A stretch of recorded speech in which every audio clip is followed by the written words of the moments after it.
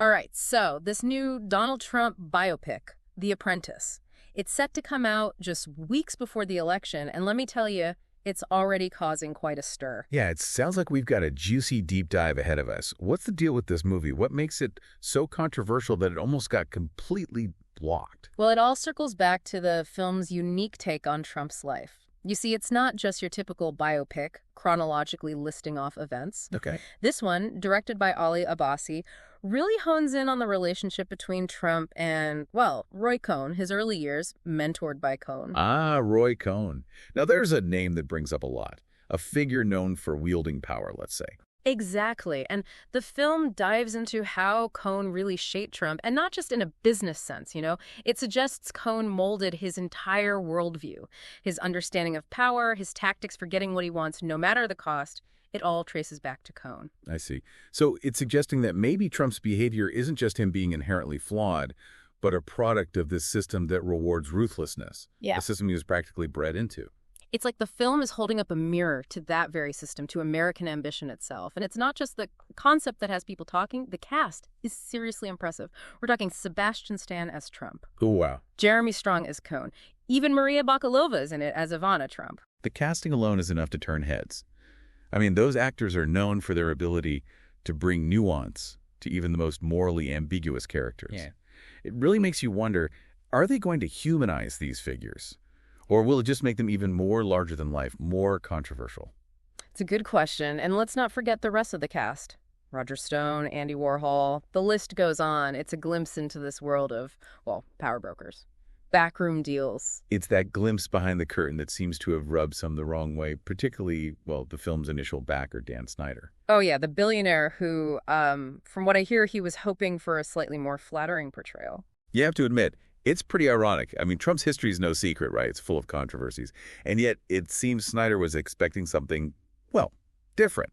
But when he saw the final cut, and it doesn't shy away from anything, the drug use, infidelity, you name it. He was outraged. He was furious, to say the least. Legal battles, cease and desist letters. He even struggled to find a distributor here in the U.S. who would touch the film. It does make you think, doesn't it? Yeah. I mean, how could someone so close to Trump be surprised by any of this? What does that say about the people who support him then and now?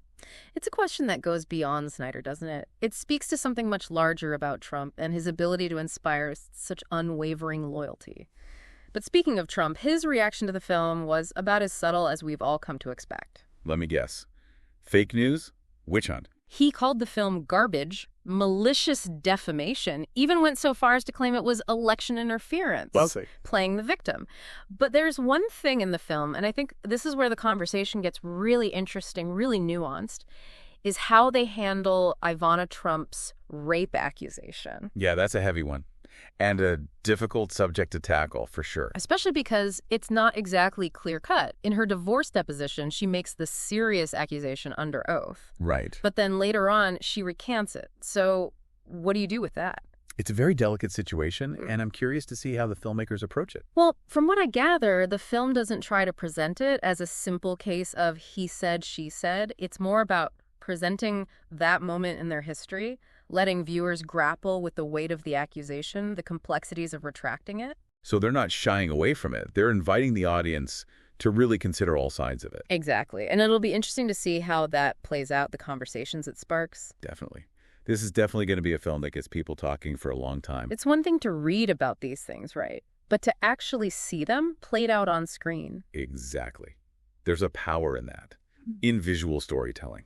And with actors like Stan and Strong, known for their nuance, their ability to bring these complex figures to life. And the critics have noticed. A lot of the reviews I've seen have really focused on their performances, calling them mesmerizing, utterly believable. It makes you wonder, though, for those who followed Trump's career, who already have a strong opinion, what impact can a film like this really have? Right. Because we know the story, we've heard the rhetoric. So is it just a rehash? Or does The Apprentice offer something more? That's the question, isn't it?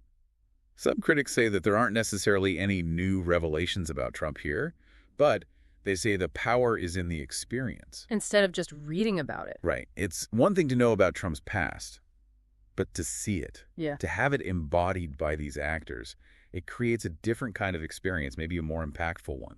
It's like taking a time machine, in a way, transporting viewers back, and the timing, too, just weeks before a major election. It's deliberate, for sure. Releasing it so close to the election, it forces us to look back, to see Trump's past, and how it connects to everything happening now. It's almost like the film is holding up a mirror to all of us, isn't it?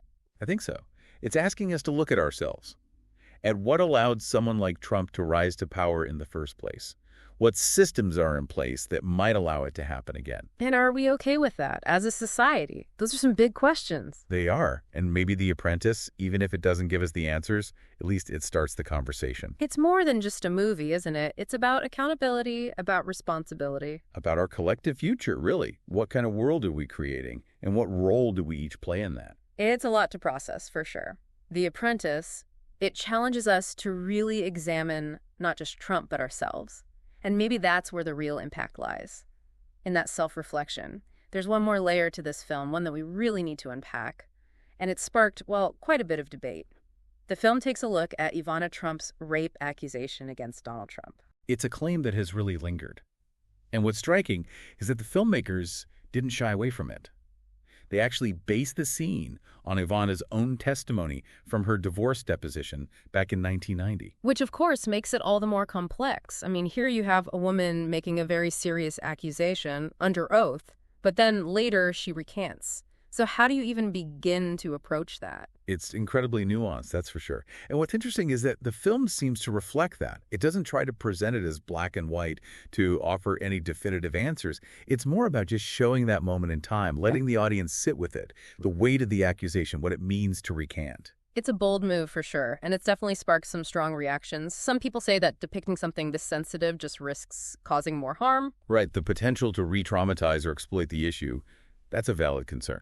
But then there's the other side, those who say that these are exactly the kind of conversations we should be having. Because ignoring them won't make them go away. Exactly. And if we're not careful, it allows those harmful narratives to just continue unchallenged. But it does make you wonder, can a film, even if it is based on real events, can it ever truly capture something this complicated?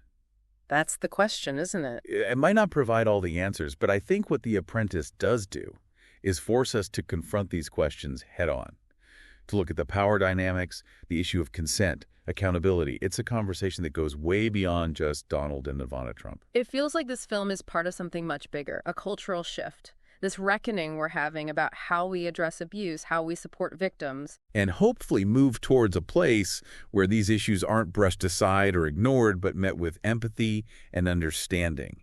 It's a film that stays with you.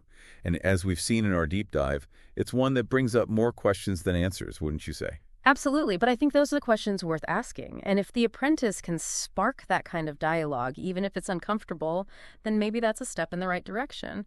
So as you watch The Apprentice, and we encourage you to keep those questions in mind, think about the systems at play, how they shape us, and what role we each play in all of it. Because it's more than just a movie, isn't it? It's a reflection of who we are, who we've been, and who we choose to be.